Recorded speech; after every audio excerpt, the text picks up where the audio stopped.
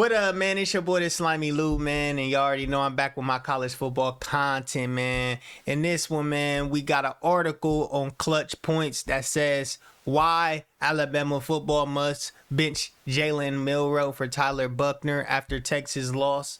Right now, Jalen Milroe is the starting quarterback for Nick Saban in Alabama. I don't know what Nick Saban has for Jalen Milroe and why Nick Saban hasn't made the decision to start Tyler Buckner. But as you know, last year Alabama lost Bryce Young. Bryce Young was one of the best quarterbacks in college football. He went off to the NFL. He was the #1 overall pick.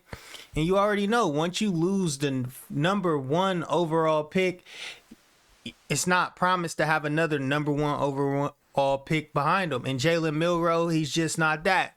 So the other night he played Texas, and Jalen Milroe ain't have too much of a great game. He threw some picks. He had a couple nice throws. He wasn't going through his reads. So, and Alabama end up losing 34-24. They end up losing by 10 points on their home field.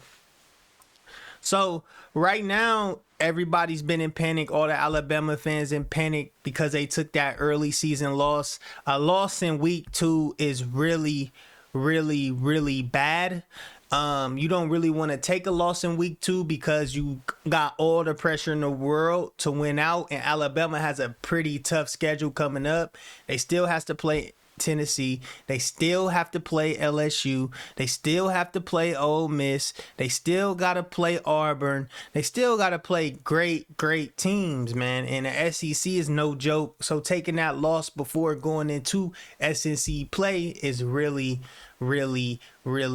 bad, man. And that's what I'm against. I don't understand why these top teams schedule these top 10 opponents in the first 2 weeks of the season. Because if you lose, that means that you got pressure for the rest of the year. Like, you see teams like Michigan, Georgia, they playing all of these cupcakes. So they ain't really playing nobody for the first 4, 5, 8 weeks of the season. And it's teams like Ohio State, Alabama that have to go through a tough non-conference and still got to face a tough Big Ten. It's just a lot of wear and tear. But you know what? That's what separates the great programs from the not so great programs. Yes, college football is about wins and losses, but it's also about ratings and respect too. So Alabama is a very respectable program. Everybody knows that around the nation. So this article was very interesting. I was reading through it, and it was saying a lot of things. This guy was saying that Alabama should, bench Jalen Milroe. Like, Jalen Milroe is not the quarterback for Alabama, and things in that nature. And to me, I disagree. I think Jalen Milroe could be a good quarterback, and I don't think it all was on Jalen Milroe. Like, a lot of these analysis, a lot of these trolls out here, they're saying, oh, this is all Jalen Milroe's fault. Jalen Milroe's the reason why Alabama lost. Yes, Jalen Milroe threw 2 interceptions, but let's be honest, the offensive line was not blocking. One thing you never want to do is put a true freshman at left tackle. You do not want to do that, and that could have some bad consequences. And that's what Nick Saban did the other night. I don't know if he don't got nobody behind him or he think he really good, but they was going right through him, and Jalen Milroe ain't have time to make the reads. And Jalen Milroe's already not like an elite pocket passer quarterback. He's more of a dual threat. So he gets in a pocket and he looks at one read. He threw some amazing throws. So which was crazy. But, I think that Jalen Milroe can do the job. But I think Nick Saban and the offensive coordinator need to put Jalen Milroe in positions to succeed. If he's not getting in no position to succeed, that could be a really bad thing for Alabama this year. And that could force them to lose one more or 2 more games. And you lose one more, you're out the playoffs. That's what I'm saying. This the last year of the 14 playoff. I'm happy because now we can just enjoy football, watch football. Then when the playoffs come, we can tune up, best team win. You feel me? So next year is going to be a great year. But in the article, man, it says not only did Texas beat Alabama, they controlled the entire game on Saturday night. The Longhorns and head coach Steve Sarkisian outmatched, outplayed, and surprisingly outcoached Nick Saban and the Crimson Tide. Listen, Texas was returning a lot of talent from a year before.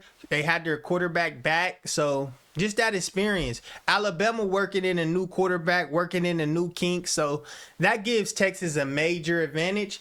I'm not saying Texas is a better football team or they ain't the better football team. All I'm saying is that Texas had more experience. You feel what I'm saying? Nick Saban got a new staff, new coaches, new players, had to replace players. So just because they're Alabama don't mean that they're always the top dog. You feel me? A lot of people just under assumption Alabama has to be the top dog. And to be honest, I watched the game. Alabama didn't look outplayed, outmatched, and outcoached in the game. It wasn't like that. In the fourth quarter, Alabama was up 3 points. They did take back the lead. So you can't say they was outplayed. What happened is the defense completely shut down because the offense was not giving them no break because of Jalen Milroe's mistakes. And that's what cost Alabama was mistakes, if you want to be honest. Now, he was in this article is very interesting because he said Jalen Milroe should be benched. I don't agree with it, but I'm about to read y'all his logic and then I'm going to say how I feel. It says, the long-awaited answer to the starting quarterback question was eventually answered just a day prior to Alabama's opening game of the season against Middle Tennessee State, per ESPN. Milroe would get the start, playing a majority of the notable snaps times against a lesser opponent that the Crimson Tide put 56 points on. Milroe was 13 of 18 for 194 yards and 3 touchdowns and no interceptions. So this is the game he had versus Middle Tennessee State that had everybody hyped up like, he's going to be good. He's going to be great. He's Alabama fans, delusional fans. That's just how they are. It is what it is. You know what I mean? Who were said to be in a three-way tie for most of fall camp. So it was a three-way tie during the whole fall camp between all three of the Alabama quarterbacks.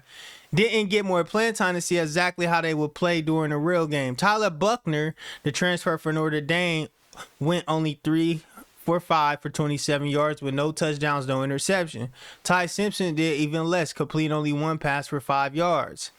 Even though Milroe was long awaited answer at starting quarterback, I don't believe he's the final answer for Alabama's team this season. So this guy don't believe that. And this is his reasoning.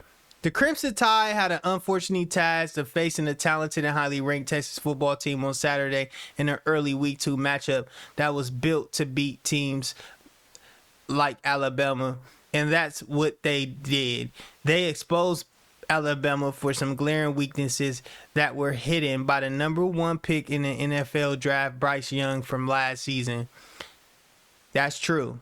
Young made up for a lot of deficiencies on the Alabama offense last season that reappeared against Texas on Saturday night. Most notably, Milroe is not the same type of quarterback that Young is. That's true. Milroe wants to make plays with his feet too often and is indecisive and hesitant. That's what I don't agree with. I was watching the game and listen, Jalen Milroe, yes, he should have read through his progressions. Yes, he didn't show he was making full field reads. Yes, but he didn't have the time to make full field reads all the time. Texas was getting pressure on Jalen Milroe. That offensive tackle was not helping him. So we have to be fair. I hate this. And this is one thing that I'm starting to hate about sports, period, is it's a lot of fake analysis out here. A lot of fake channels. A lot of fake people that's not really giving y'all intellectual football knowledge. You know what I'm saying? If you watch the game, you'll see Jalen Milroe was getting pressured a lot. He didn't really have time to make the reads. When he had time, he made some great throws. Jalen Milroe threw that bomb to Burton for a touchdown to go up. And that's because he had time to make the throw. So let's be honest here. I don't think he was indecisive or hesitant. I just think he didn't have the time. He was not trying to keep getting hit. He was trying to make plays happen. Milroe only completed 51.8% of his passes against Texas. So he only completed 51.8%, throwing 2 touchdowns along with the same number of interceptions. For the whole game as a whole, Milroe was a mixed bag to say at least. Alabama stayed within reach, but the eye test says that a more consistent quarterback keeps Alabama in the game longer, maybe even winning a game. And that's what I'm saying. I don't agree with that. Because, they didn't help him. Nick Saban ain't put him in position to help him. Nick Saban, you got some of the top running backs in the nation. You got some of the best wide receivers in the nation. You got the best offensive linemen in the nation. Why is you putting your quarterback in positions to fail? He's not Bryce Young. He can't do what Bryce Young do. You know what I'm saying? It's Jalen Milroe. If you want to beat Texas, Nick Saban should have ran a smarter game plan. I like the game plan Ryan Day did on Ohio State when Ohio State played Indiana. When they played Indiana, Ryan Day ain't make Kyle McCord just open the offense up and go crazy. What he did was he gave him some game experience. He protected him. He ain't really do too much. He ran simple plays, simple concepts, let the run game and the offensive line determine the game. And he won. Y'all at home, y'all control the terms. What y'all did was y'all let Texas come in and control the terms. And y'all was playing from behind. And Jalen Milroe was put in a position that he just wasn't ready for. It's the second week of the season. But y'all tell me what y'all think about this, man. It's your boy, the Slimy Lou. I'm out. I'm going to keep dropping amazing content for you guys. I'm out. Peace.